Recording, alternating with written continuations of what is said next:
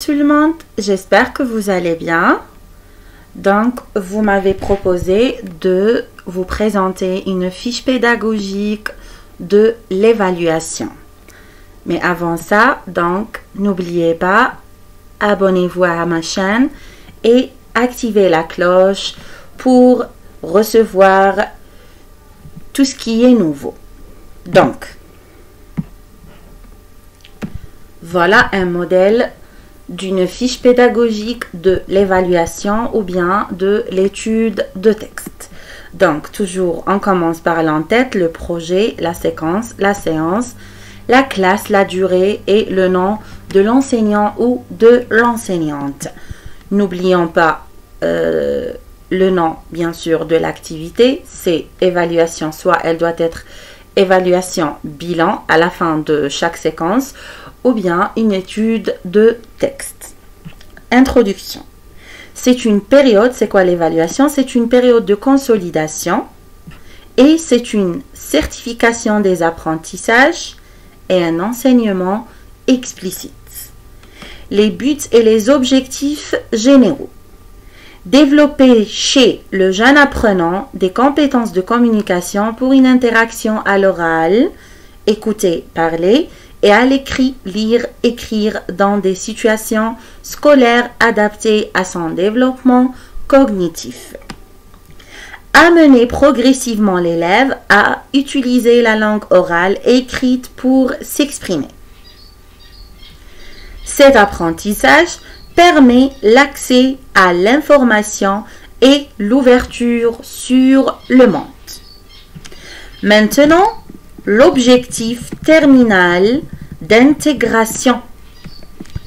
L'élève sera capable de produire à partir d'un support oral ou visuel, c'est-à-dire texte et image, un énoncé oral ou écrit en mettant en œuvre les actes de parole exigés par la situation de communication.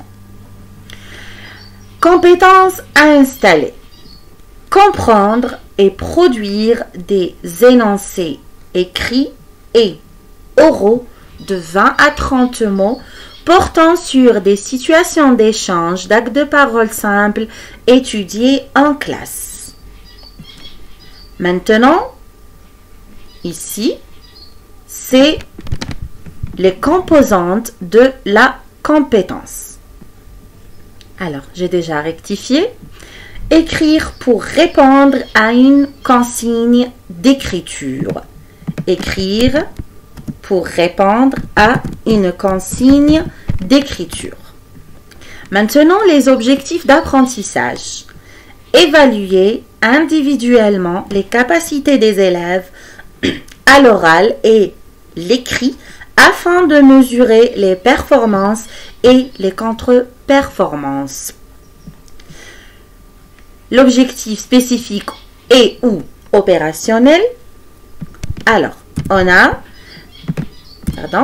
réinvestir ses acquis pour répondre correctement aux questions et aux activités proposées par l'étude de texte. Alors, le déroulement de l'activité. On a numéro 1. Phase d'observation. Les apprenants découvrent le texte écrit sur le tableau ou sur le sujet et font une étude des éléments périphériques, le titre, la source et ainsi de suite. Maintenant, phase numéro 2, c'est la phase d'analyse. Les apprenants lisent le texte et se mettent déjà dans le bain linguistique et sémantique du texte, bien sûr. La phase numéro 3, c'est la phase d'exploitation. Les apprenants découvrent le questionnaire qui accompagne le texte avec ses 2 volets. Donc, quels sont ces volets? Volet 1, c'est la compréhension de l'écrit qui comprennent 6 questions. Volet 2, c'est la production écrite avec sa fameuse, bien sûr, boîte à outils. Maintenant, la phase numéro 4, c'est la phase de manipulation. Les apprenants sont invités à répondre au questionnaire avec ses multiples questions, véhiculant les notions étudiées au cours de la séquence. Corriger collectivement l'évaluation, bien sûr. Donc, les élèves doivent faire leur évaluation d'abord sur le cahier d'évaluation ou bien sur une double feuille, c'est comme vous voulez. Et ensuite, à la fin, nous devons corriger collectivement cette évaluation ou cette étude de texte. Après, par exemple, 30 minutes ou bien 20 minutes. La dernière phase, la phase numéro 5, c'est la phase d'évaluation. Alors ici, recensez les lacunes les plus fréquentes dans une sorte de grille récapitulative pour préparer la séance de remédiation. Cette phase, c'est à la fin, c'est après avoir corrigé les copies des apprenants.